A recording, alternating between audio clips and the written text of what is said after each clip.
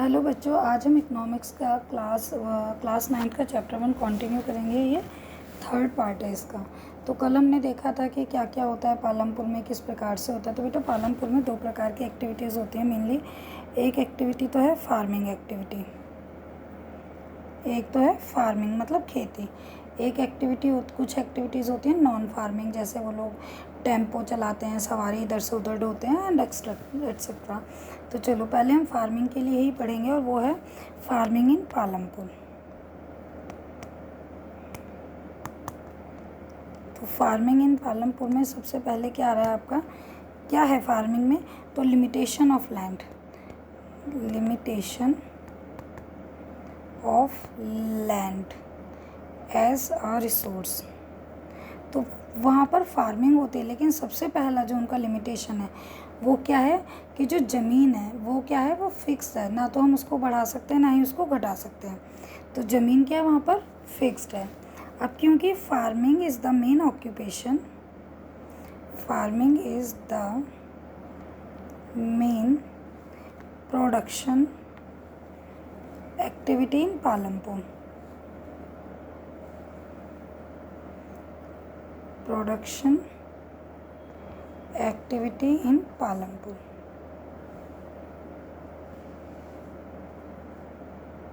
सबसे ज़्यादा वहाँ पर क्या होती है, फार्मिंग होती है। ठीक है। अब इसकी वजह से क्या होता है, अगर फार्मिंग होती है वहाँ पर तो वहाँ पर कुछ अवरोध पैदा हो जाते हैं, कुछ रुकावटें आ जाती हैं। वो क्या हैं देखो, कंस्ट्रेन ओवर फार्म की क्यों रुकावट आती है, प्रोडक्शन। रुकावट आने का कारण क्या है, because land area for cultivation is fixed. जो वहाँ पर लैंड है वो फिक्स्ड है। तो फिर अब क्वेश्चन आ रहा है कि कोई और तरीका है जिससे हम लैंड को बढ़ा सकते हैं या फिर ज़्यादा फसलें उससे उगा सकते हैं। तो क्वेश्चन पूछा जाता है, आगे बुक के अंदर ही है ये भी, is there a way one can grow more from the same land. उसी ज़मीन से क्या हम ज़्यादा कर सकते हैं? तो बेटा क्यों नहीं कर सकते। देखो ये आपकी ज़मीन है, तो ज़मीन पर आप पूरी साल में सिर्फ एक गेहूँ तो नहीं उगाओगे। अभी आप गेहूँ बोओगे, उसके बाद कभी वाटरमेलन बो दोगे, कभी उस पर ग्राम बो दोगे, ठीक है, कभी शुगर केन बो दोगे। तो इस तरीके से हम ले सकते हैं। तो देखो बेटा इसमें यही आंसर दिया जाएगा, इस क्वेश्चन का यही आंसर है, that all the land is cultivated in Palampur. जितना भी लैंड है पालमपुर में उस सब पर कल्टीवेशन होता है। ठीक है। No ideal land left, ideal land left इसका मतलब क्या हो गया कि जिस ज़मीन पर खेती हो सकती है उस ज़मीन को खाली नहीं छोड़ा गया है। आगे देखो, रेनी सीजन में, इन रेनी सीजन खरीफ क्रॉप्स ग्रोन। कौन सी खेती करते हैं हम, खरीफ क्रॉप्स की। वहाँ पर पालमपुर में खरीफ क्रॉप्स आर ग्रोन, उगाई जाती हैं, लाइक बाजरा। ठीक है।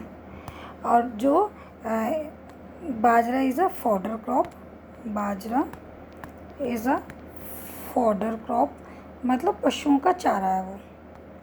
ठीक है। उसके बाद में it is followed by cultivation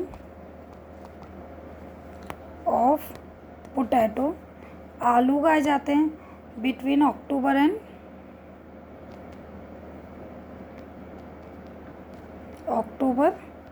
and दिसंबर। ठीक है बेटा। और उसके बाद में क्या करते हैं हम लोग, रबी सीज़न में, इन रबी सीज़न मतलब जब ठंड होती है, तो रबी सीज़न में वीट इज़ सोन। क्या वीट को उगाया जाता है। ओके, अब इसके बाद एक और पॉइंट मेन है, जैसे ही आपका लैंड है इसमें थोड़ा हिस्सा रखा जाता है, a land, a part of land area is also devoted to sugar cane, devoted to sugar cane. Sugar cane मतलब वहाँ पर गन्ना जरूर उगाया जाता है, which is harvested, which is harvested once in a year.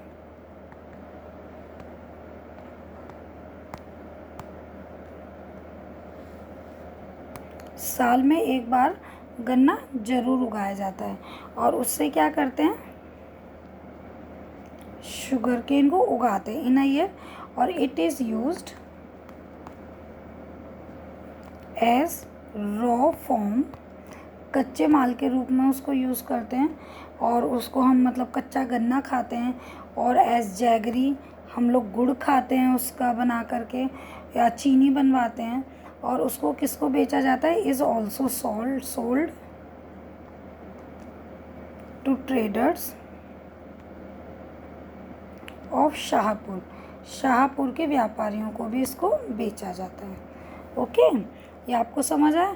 अब फार्मिंग इन ये आपका फार्मिंग इन पालमपुर हो रहा है, इसमें हम कल पढ़ेंगे हम लोग मल्टीपल क्रॉपिंग क्या है, मिक्स्ड क्रॉपिंग क्या है। आपका ये छोटा सा फील्ड है, ठीक है, इसी पर हम ज़्यादा से ज़्यादा उत्पादन कैसे कर सकते हैं वो हम कल पढ़ेंगे। आई होप दैट आपको समझ आया होगा। प्लीज़ वीडियो को like share and subscribe. Thank you.